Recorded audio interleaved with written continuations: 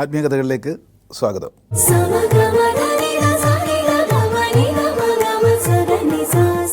ആത്മീയകഥകളിൽ ഇന്ന് നാം ചിന്തിക്കുന്ന വിഷയം ആത്മമോക്ഷം. അതെ, മോക്ഷം ആഗ്രഹിക്കാതെ ആരുമില്ല. അത് ജീവിച്ചിരിക്കുമ്പോഴും മോക്ഷം ആഗ്രഹിക്കുന്നുണ്ട്. നമ്മുടെ ശരീരം വിട്ടിട്ടുള്ള ബന്ധുമിത്രാദികളുടെ ആത്മാക്കൾക്ക് മോക്ഷത്തിന് വേണ്ടിയിട്ടും ജീവിച്ചിരിക്കുന്നവർ പലതും ചെയ്യാറുണ്ട്. അപ്പം മോക്ഷം എന്ന് പറയുന്നത് ജീവിച്ചിരിക്കുന്നവർക്കും ഇനിയും നമ്മളിൽ നിന്നും വേർവിട്ട് പോയവർക്കും ആവശ്യമുള്ളൊരു സംഗതിയാണ്. അപ്പം ഈ രണ്ട് തലത്തിലും ആത്മാവ് നിലനിൽക്കുന്നു എന്നുള്ളതാണ്. ജീവിച്ചിരിക്കുന്നവരിൽ ഉള്ള ആത്മാവിനെ ബുദ്ധി കൊണ്ട് നാം മനസ്സിലാക്കുന്നു. മരണപ്പെട്ടു പോയവരുടെ ശരീരമില്ലാത്തത് കൊണ്ട് അവർക്ക് ബുദ്ധിയില്ല, പക്ഷേ ആത്മാവ് ഇവിടെ നിലനിൽക്കുന്നു.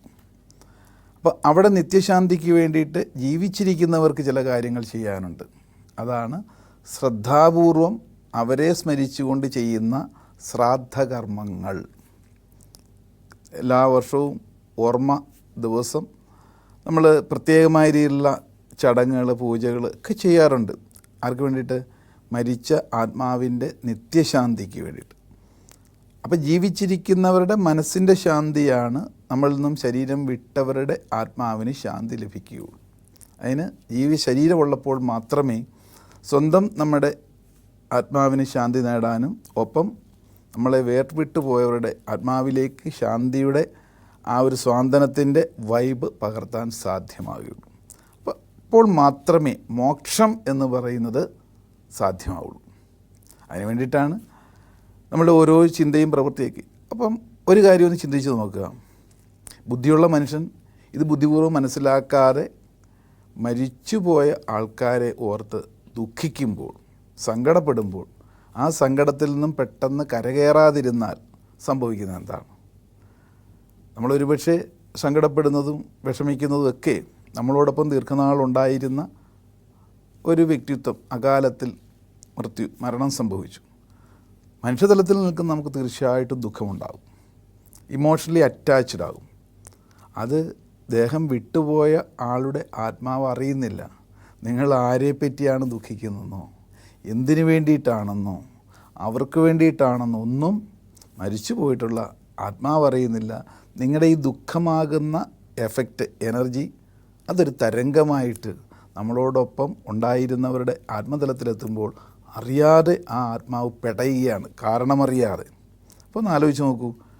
മരിച്ചു കഴിഞ്ഞാൽ ദുഃഖമുണ്ടാകും, പക്ഷേ എത്രയും പെട്ടെന്ന് ദുഃഖത്തിൽ നിന്ന് കരകയറിയില്ലെന്നുണ്ടെങ്കിൽ നമ്മൾ ചെയ്തുകൊണ്ടിരിക്കുന്നതെല്ലാം ആത്മാവിന് മോക്ഷം കിട്ടാതിരിക്കാനുള്ള ശ്രമമാണ്.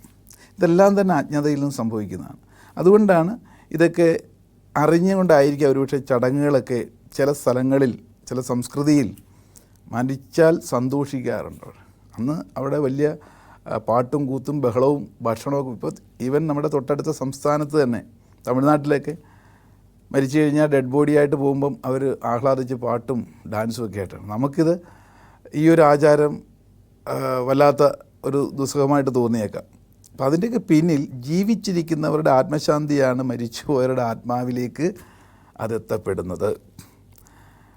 പലപ്പോഴും ഇത്തരത്തിലുള്ള ഒട്ടൽ വരുമ്പോൾ ഒരാളുടെ വേർപാടിലൂടെ തന്നെ മറ്റുള്ള ആൾക്കാർ ആത്മഹത്യാപരമായി ജീവിക്കുകയോ ചെയ്യുമ്പോൾ സത്യത്തിൽ ജീവിച്ചിരിക്കുന്ന ഈ ആത്മാവിനും മോക്ഷം കിട്ടുന്നില്ല, നമ്മളെ വിട്ടുപോയവർക്കും ലഭിക്കുന്നില്ല എന്നതാണ്.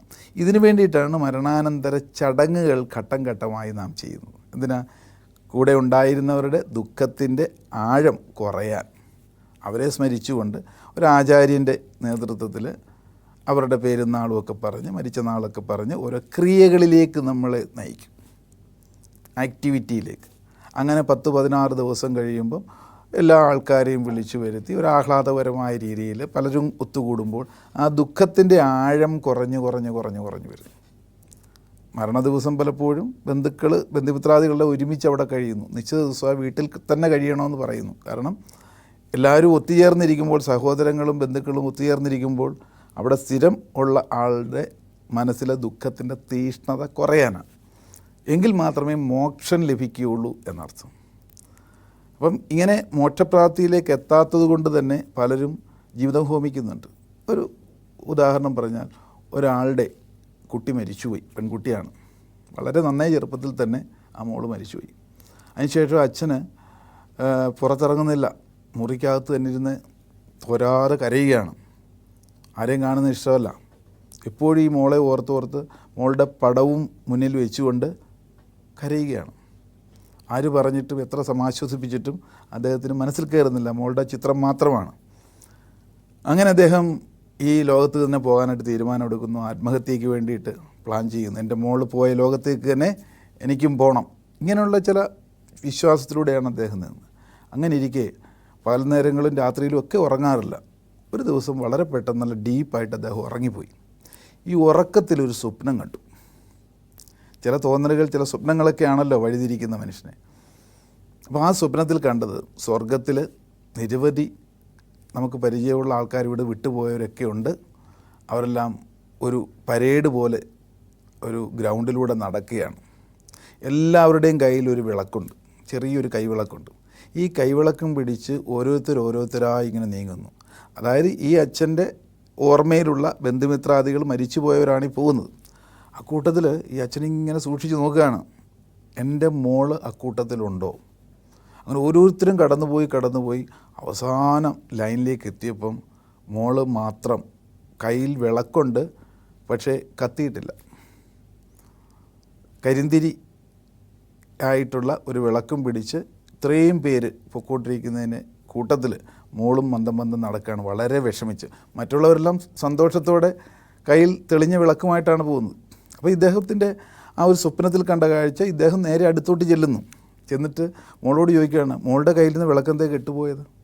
ഉടനെ മോള് പറയുകയാണ്, അതെങ്ങനെയാണ്, ഞാൻ കത്തിക്കാൻ ശ്രമിക്കുമ്പോഴെല്ലാം അച്ഛൻ്റെ കണ്ണുനീര് വീണത് കെട്ടുപോവുകയാണ്. അതുകൊണ്ട് എനിക്കും എന്നോടൊപ്പം ഉള്ളവരോടൊപ്പം ആഹ്ലാദിക്കാൻ പറ്റുന്നില്ല, ഈ വിളക്ക് തെളിഞ്ഞ് നിൽക്കാത്തത് കാരണം. എല്ലാവരും എന്നെ ഇങ്ങനെ നോക്കുന്നു. അപ്പോഴാണ് ഈ അച്ഛൻ്റെ തിരിച്ചറിവ് ഉണ്ടാകുന്നത്, എൻ്റെ കണ്ണുനീര് ഞാൻ ഈ ഭൂമി. പിന്നെ അദ്ദേഹം സ്വപ്നത്തിൽ നിന്ന് ഉണരുകയാണ്. ഉണർന്നു കഴിഞ്ഞിട്ട് അദ്ദേഹം ചിന്തിക്കുകയാണ്, എൻ്റെ ഈ ഓരോ ദിവസത്തെ കണ്ണുനീരാണ് സ്വർഗത്തിൽ അല്ലെങ്കിൽ പരലോകത്തിൽ അവിടെ സന്തോഷം കെടുത്തുന്നത്. നമ്മൾ നേരത്തെ പറഞ്ഞ കാര്യത്തിന് ഒരു സമാനതയുള്ള ഒരു കഥ പറഞ്ഞെന്ന് മാത്രമേ ഉള്ളൂ. അതിൻ്റെ പിന്നിലൊരു സാരാംശം, ജീവിച്ചിരിക്കുന്നവർ നമ്മളെ വിട്ടുപോയവരെ ഓർത്ത് അധികം ദുഃഖിച്ചാൽ ആത്മാവിന് മോക്ഷം ലഭിക്കുകയില്ല എന്നർത്ഥം. അപ്പോൾ ആത്മാവിന് ശരിക്കും മുക്തി നേടിയെങ്കിൽ മാത്രമേ പലതും പ്രപഞ്ചത്തിൽ നിന്ന് നമ്മളിലേക്ക് എത്തുകയുള്ളൂ. ചില നേരങ്ങളിൽ അതിനെ പറയും സ്പിരിച്വൽ ലൈറ്റ്നിങ് എന്ന് പറയും. ചില കൊള്ളിയാൻ, ചില നേരങ്ങളിൽ, ചില ഇൻഡ്യൂഷൻസ്. ഇതൊക്കെ ഏത് സമയത്താണ് നമുക്കൊരു തോന്നലുണ്ടാകുക എന്ന് പറയാൻ പറ്റില്ല. പക്ഷെ ഒരു കാര്യം, ഈ തോന്നലുണ്ടാകുന്ന സമയത്ത് തന്നെ അത് സെക്കൻഡുകൾ മാത്രമേ നീണ്ടു നിൽക്കുകയുള്ളൂ. ആ സമയത്ത് കുറിച്ച് വെച്ചോണം, പിന്നീട് ഓർക്കാൻ ശ്രമിച്ചാൽ നടക്കില്ല. എന്നാൽ ചില യോഗികൾക്കോ അങ്ങനെയുള്ള മഹത് വ്യക്തികൾക്കൊക്കെ ചിലത് കിട്ടിയാൽ അത് തുടർന്നും മണിക്കൂറുകളോളം അല്ലെങ്കിൽ ദിവസങ്ങളോളം അവർക്ക് ഓർത്തു വെക്കാനും സാധിക്കും. അങ്ങനെയുള്ളവരാണ് പലപ്പോഴും മഹാത്മാക്കൾ എന്ന് പറയുന്ന കാറ്റഗറിയിലേക്കൊക്കെ മാറാറുള്ളത്. ഇതെല്ലാം ആത്മാവിന് മോക്ഷം ലഭിക്കുമ്പോൾ ഈ നിത്യജീവിതത്തിൽ തന്നെ, ഈ ഭൗതിക ജീവിതത്തിൽ തന്നെ നമുക്ക് പലതും നേടിയെടുക്കാൻ സാധിക്കും. അതുകൊണ്ടാണ് സമൂഹത്തിൽ പലരും വ്യത്യസ്ത തട്ടിൽ നിൽക്കാനുള്ള കാരണവും. എല്ലാവരും മനുഷ്യരായിട്ടാണ്. ഈ ആത്മമോക്ഷം കിട്ടുന്നവർക്ക് മാത്രമാണ് ഇത്തരത്തിലുള്ള തലത്തിലേക്ക് എത്താൻ സാധിക്കുക. ചിന്തയ്ക്ക് വിടുകയാണ്. ആത്മീയകഥകളിൽ മറ്റൊരു വിഷയമായി വീണ്ടും കാണാം. നന്ദി, നമസ്കാരം.